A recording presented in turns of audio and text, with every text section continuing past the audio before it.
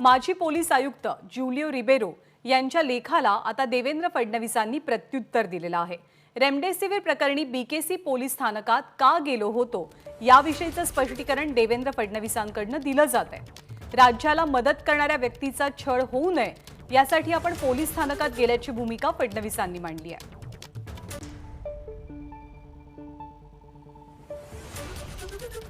सरिता कौशिक आपल्या प्रतिनिधी याविषयीची माहिती आपल्याला देतील। सरिता यांच्याकडे आपल्याला जायचंच आहे, परंतु त्याआधी आपण ही माहिती पाहतोय। रेमडेसिवीर प्रकरणी बीकेसी पोलीस स्थानकात आपण का गेलो याविषयी देवेंद्र फडणवीसांनी स्पष्टीकरण दिलंय। राज्याला मदत करणाऱ्या व्यक्तीचा छळ होऊ नये यासाठी आपण पोलीस स्थानकात गेलो होतो असं स्पष्टीकरण देवेंद्र फडणवीसांच्या वतीनं दिलं जात आहे। अधिकाधिक रेमडेसिवीर महाराष्ट्राला मिळावीत यासाठी प्रयत्न केले, मात्र त्याचं राजकारण झालं अशी टिप्पणी सुद्धा फडणवीसांनी एक इंडियन एक्सप्रेस मधल्या लेखात केलेली आहे आणि ज्युलिओ रिबेरो यांना उत्तर दिलंय।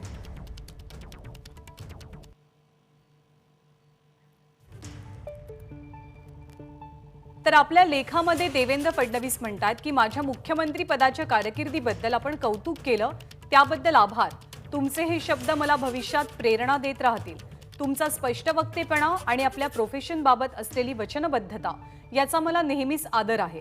तुमचा प्रतिवाद मला करायचा नाही, कारण आपल्यात काही तात्विक मतमतांतर असू शकतात, पण प्रत्येक टीका ही मी रचनात्मक पद्धतीने घेतो। पण महाविकास आघाडीच्या फेक नरेटिव्ह फॅक्टरीने जो चुकीचा प्रचार केला त्याबाबत वस्तुस्थिती सर्वांसमोर ठेवणं केवळ या हेतूने मी हा लेख लिहितोय। मी किंवा प्रवीण दरेकर यापैकी कुणीही रेमडेसिवीर भाजपसाठी खरेदी करणार नव्हतो।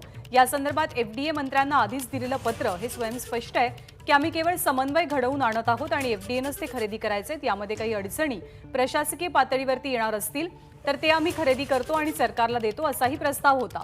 प्रवीण दरेकर यांनी त्या उत्पादक कंपनीसोबत एफडीए मंत्र्यांसोबत संवादही घडवून आणला। यानंतर एफडीएनं अधिकृत पत्र या कंपनीला दिलेलं होतं, त्यामुळे हा साठा महाराष्ट्र सरकारलाच मिळणार होता हे स्पष्ट होतं। शिवाय स्वतः एफडीए मंत्र्यांनी एका मुलाखतीमध्ये हा साठा राज्य सरकारकडसाठी होता हे स्पष्ट केलेलं आहे। एका मंत्र्याच्या ओएसडीनं या पुरवठादाराला फोन केला की विरोधी पक्षाच्या सांगण्यावरनं तुम्ही रेमडेसिवीर का देता, तुम्ही केवळ सरकारच्या सांगण्यावरनं ती द्यायला हवीत। त्यावरती पुरवठादारानं सांगितलं की मी हा साठा केवळ सरकारलाच देणार आहे। त्याच दिवशी संध्याकाळी एक एपीआय सिव्हिल ड्रेसमध्ये त्याला ट्रॅप करण्यासाठी पोहोचले आणि त्यांनी रेमडेसिवीर मागितलं, परंतु संबंधित कंपनीनं त्याला ते देण्यास ठाम नकार दिला। हा ट्रॅप फसल्यानंतर रात्री 8 ते 10 पोलीस त्यांच्या घरी गेले आणि त्यांचा फोन तपासला आणि त्यांना पोलीस स्थानकात नेण्यात आलं। दरेकर यांनी मला माहिती दिली की काहीतरी गौडबंग आलाय। मी जॉईंट सीपी यांच्याशी 2-3 वेळेला बोललो, त्यांनी संपूर्ण प्रकरण, एफडीएची परवानगी आणि धमक्यांचे कॉल याची माहिती दिली। त्यानंतर मी मुंबई पोलीस आयुक्तांना लँडलाईन, मोबाईल आणि एसएमएस अशा तीनही पद्धतीने संपर्क केला, पण कोणताही प्रतिसाद मिळाला नाही। माजी गृहमंत्री म्हणून मला अनेक पोलीस अधिकाऱ्यांशी बोलल्यानंतर अंदाज आला होता की ही कारवाई राजकीय हेतूने होते। महाराष्ट्राला ज्या औषधाची गरज आहे ते मिळत असेल तर त्या व्यक्तीचा असा छळ होऊ नये यासाठी धावपळ करणं ही माझी नैतिक जबाबदारी होती। जाहीर न करता मी इथे गेलो असं नाही। हा संपूर्ण प्रकार सीपींना एसएमएसनं कळवला, तुमच्याकडनं प्रतिसाद नाही म्हणून मी डीसीपी कार्यालयामध्ये जातोय हेही कळवण्यात आलं।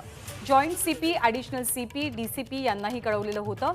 डीसीपी कार्यालयात पोहोचल्यावरती त्यांनी मान्य केलं की एफडीएच्या आदेशाची प्रत आम्हाला माहीत नव्हती। तिथे गेल्यावरती मी हा सुद्धा प्रश्न विचारला की कंपनीनं साठेबाजी केली आहे का, केली असेल तर तात्काळ कारवाई करा, पण त्यांनी सांगितलं की काही कंपन्यांची माहिती आहे। 10 मिनिटांमध्ये जॉईंट सीपी आणि ॲडिशनल सीपी तिथे पोहोचले। आमच्याशी चर्चा केल्यावर त्यांनी सीपींशी खासगीमध्ये चर्चा केली आणि नंतर त्या कंपनीच्या व्यक्तीला आवश्यकता पडल्यास पुन्हा बोलावं असं सांगून सोडून दिलं। माजी मुख्यमंत्र्यांनी पोलीस ठाण्यामध्ये जावं की नाही या संदर्भात मला असं सांगायचंय की मी अतिशय विचारपूर्वक हा निर्णय घेतला। सरकार ज्याला कॉल करत नाही आणि आमच्या एका कॉलवरती जो राज्याला मदत करतोय त्याचा छळ होऊ नये हा एकमेव हेतू होता। गृहमंत्री म्हणून मी कायम प्रोफेशनल इंटिग्रिटी पाळलेली आहे आणि म्हणून माझ्या हातून कधी चूक झालीच तर एखाद्या पोलीस कॉन्स्टेबलची माफी मागण्यास सुद्धा मी मागे पुढे बघणार नाही, कारण मी नेहमी माझ्या कामाशी प्रामाणिक राहिलोय। तरी सुद्धा तुमच्या मतांचा मला आदर आहे आणि तसा बदल घडवून आणण्याचा मी निश्चित प्रयत्न करेन। विरोधी पक्ष हा काही केवळ बोट दाखवण्यासाठी नसतो, पण अशा स्थितीमध्ये तो आपले संपर्क वापरून राज्याला मदत करणारा सुद्धा असला पाहिजे। हा विचार करूनच आम्ही हा मदतीचा प्रयत्न केला। या कंपनीला परवानगी मिळण्यासाठी केंद्रीय मंत्र्यांशी चर्चा केली आणि अधिकाधिक रेमडेसिवीर महाराष्ट्रालाच मिळाव्यात अशी अट घातली। पण यामध्ये इतकं भयंकर राजकारण होईल याची कल्पना सुद्धा आम्ही केलेली नव्हती। महाविकास आघाडीच्या फेक नरेटिव्ह गँगनं जेव्हा त्याचे खोटे व्हिडिओज तयार केले तेव्हा गलिच्छ राजकारणानं आणखी हीन पातळी गाठली होती। अर्थात हे विषय स्वतंत्रपणे कायदेशीरदृष्ट्या आपण हाताळणारच आहोत। दरम्यान ज्युलिओ रिबेरोंनी नेमकं काय म्हटलेलं होतं ते सुद्धा आपण जाणून घेऊया। इंडियन एक्सप्रेसच्या लेखात त्यांनी म्हटलं होतं की राज्यात रेमडेसिवीर या औषधाचा तुटवडा जाणवत असताना रेमडेसिवीरचा साठा करणाऱ्या कंपनीच्या संचालकाला वाचवण्यासाठी वांद्रे कुर्ला पोलीस स्थानकात जाऊन देवेंद्र फडणवीस यांनी गृहमंत्री असताना स्वतः केलेल्या नियमांचा भंग केला। राज्याच्या सुव्यवस्थेचे आणि कायद्याचं प्रतीक असलेल्या पोलीस स्थानकात जाणं, त्या ठिकाणी पोलीस अधिकाऱ्यांशी वाद घालणं, अधिकाऱ्यांशी चढ्या आवाजात बोलणं या सगळ्या गोष्टी देवेंद्र फडणवीस यांच्या पदाला साजेच्या नव्हत्या। सत्ता गेल्यानं फडणवीस सैरभैर झालेले असून त्यांनी संयम गमावला। मला देवेंद्र फडणवीस यांच्याविषयी आदर होता। मुख्यमंत्री पदाच्या कार्यकाळात त्यांनी निवडलेले पोलीस आयुक्त, पोलिसांविषयी त्यांनी घेतलेल्या निर्णयांनी मी प्रभावित झालो होतो।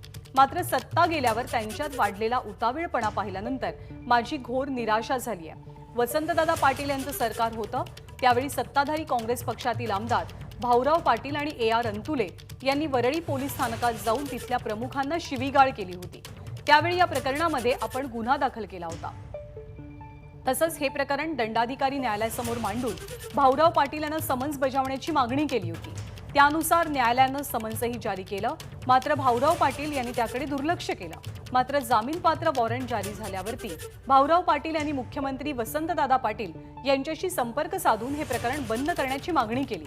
तेव्हा आमदारानं संबंधित अधिकाऱ्याची माफी मागितली तर हे प्रकरण बंद करण्याची तयारी मी दर्शवली। मात्र भाऊराव पाटील हे माझी म्हणजे आयुक्तांची माफी मागायला तयार होते, पण त्या अधिकाऱ्याची माफी मागण्यास तयार नव्हते। मला हा प्रस्ताव मान्य नव्हता। त्यानंतर हे प्रकरण मी मुंबईच्या आयुक्तपदी असेपर्यंत थंडच राहिलं। मात्र आता देखील त्याचप्रमाणे देवेंद्र फडणवीस यांनी माफी मागायला हवी। सध्या भाजप महाविकास आघाडी सरकारवरती कुरघोडी करण्यासाठी टोकाला जाताना दिसते। सुशांत सिंग प्रकरणात भाजपचा हा प्रयत्न फसला। सचिन वाझे प्रकरणात भाजप काही प्रमाणात यशस्वी ठरली। आता देखील भाजपनं तेच करण्याचा प्रयत्न केला। मात्र सध्या लोकांच्या डोक्यात कोरोनाचा विषय आहे, त्यामुळे रेमडेसिवीरचं प्रकरण एका मर्यादे पलीकडे ताणून धरणं मूर्खपणाचं आहे। सरिता कौशिक आपल्या प्रतिनिधी सध्या आपल्यासोबत आहे। सरिता, ज्युलिओ रिबेरो यांचा लेख, त्यावरती आता देवेंद्र फडणवीसांचं प्रत्युत्तर, हा मुद्दा इथेच संपेल देवेंद्र फडणवीसांच्या उत्तरानंतर की राजकारण आणखी वाढत जाईल? ज्ञानदा, मला वाटतं की देवेंद्र फडणवीस यांनी आपल्या उत्तरातच शेवटी काही संकेत दिलेले आहे।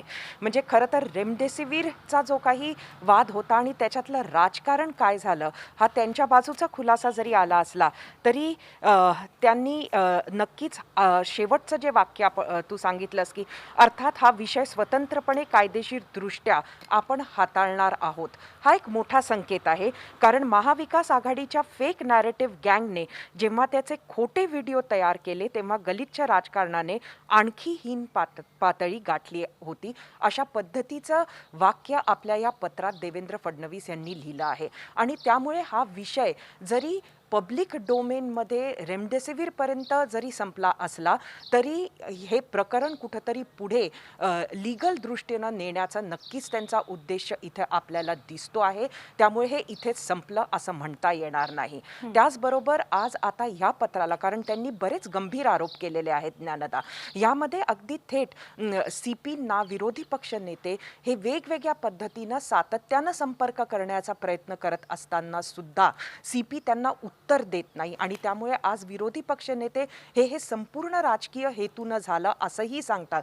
याला कुठंतरी ते ऑफ द रेकॉर्ड त्यांची आलेली माहिती वेगवेगळ्या अधिकाऱ्यांशी बोलल्यावर हे सुद्धा त्यांनी इथं लिहिलेलं आहे। त्यामुळे आता याचं सुद्धा उत्तर आपल्याला नक्कीच हवं आहे। त्याचबरोबर एक ट्रॅप लावून या व्यक्तीला फसवण्याचा त्याआधी प्रयत्न केला, जो फसला आणि म्हणून अरेस्ट झाली. त्याचबरोबर मंत्र्यांशी संवाद हा भाजपानं घडवून आणून दिला. FDAचं पत्र होतं हे आता स्पष्ट झालेलं आहे. त्यामुळे आता या सर्व बाबींचा उलगडा जो फडणवीसांनी केलाय त्याबाबत FDA मंत्री काय म्हणतात, त्याबाबत आता पोलीस आयुक्त काय म्हणतात, का त्यांनी फडणवीसांचे फोन उचलले नाही, या सगळ्याची उत्तरं आपल्याला हवी आहे. त्यामुळे आता या एका पत्रावरच इथंच हे थांबेल असं वाटत नाहीये. ज्ञानदा. सरिता, धन्यवाद तुम्ही दिलेल्या सगळ्या सविस्तर माहितीबद्दल. ABP माझा, उघडा डोळे बघा नीट.